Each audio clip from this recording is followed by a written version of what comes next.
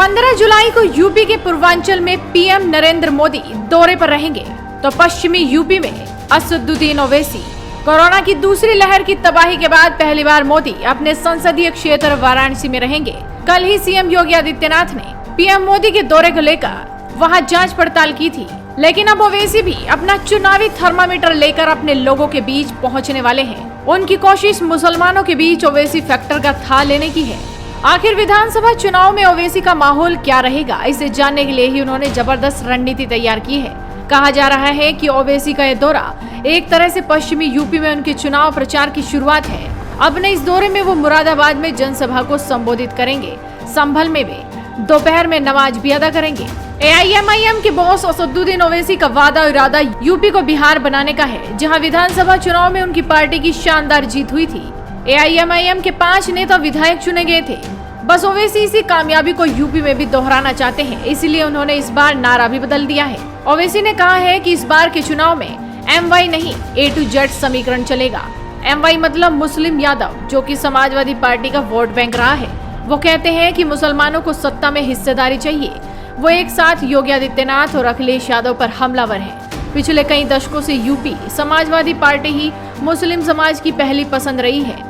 ओवैसी इसी समीकरण को तोड़कर अपने लिए राजनीतिक संभावनाएं तलाश रहे हैं, यानी कि अखिलेश यादव की मुश्किलें बढ़ने वाली हैं। ओवैसी के पास इस तरह का फीडबैक है कि पश्चिमी यूपी में एआईएमआईएम अच्छा कर सकती है। यूपी में 130 ऐसी विधानसभा सीटें हैं जहां मुसलमानों का अच्छा असर है। जीत हार तय करने में उनकी निर्णायक भूमिका होती है। 15 जुलाई को ओवैसी दिल्ली से चलकर शाम तक मुरादाबाद पहुंचेंगे। उन्होंने अपना दौरा इस तरह से बनाया है कि वो पश्चिमी यूपी के कई जिलों को छूते हुए निकलेंगे।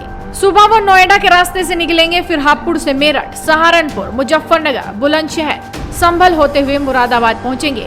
जगह जगह उनके स्वागत सत्कार की तैयारियां की गई हैं। कोशिश ये बताने और दिखाने की है कि पश्चिमी यूपी में तो ओवैसी की हवा है। आपको बता दें कि ओवैसी इससे पहले भी यूपी के पूर्वांचल की यात्रा कर चुकी हैं। उनका यह दौरा बड़ा विवादित रहा था। इसी महीने की शुरुआत में वो बहराइच में गाजी सालार मसूद की दरगाह पर गए थे। महमूद गजनवी के भांजे सालार मसूद से हिंदू राजा सुहेलदेव राजभर का युद्ध भी हुआ था, जहां बीजेपी पिछड़ी जाति के सुहेलदेव राजभर को हिंदू मान सम्मान का प्रतीक बताकर चुनावी फायदा ढूंढ रही है, तो सालार मसूद के बहाने ओवैसी की नजर मुस्लिम वोटरों पर है। यूपी के पिछले चुनाव में ओवैसी की पार्टी 38 सीटों पर चुनाव लड़ी थी। एक को छोड़कर बाकी सभी सीटों पर पार्टी की जमानत जब्त हो गई थी। लेकिन इस बार ओवैसी गेम पलटने की जुगत में है। फिलहाल देखना होगा कि वो बीजेपी को कितने टक्कर दे पाते हैं, क्योंकि जिस तरह का चुनावी माहौल पिछले कुछ दिनों में देखने को मिला है, उससे ओवैसी की एक कोशिश शायद ही कामयाब हो। तो आप भी अपनी नजरें बनाए रखिए, साथ ही जुड़े रहिए हेडलाइंस इंडिया के साथ।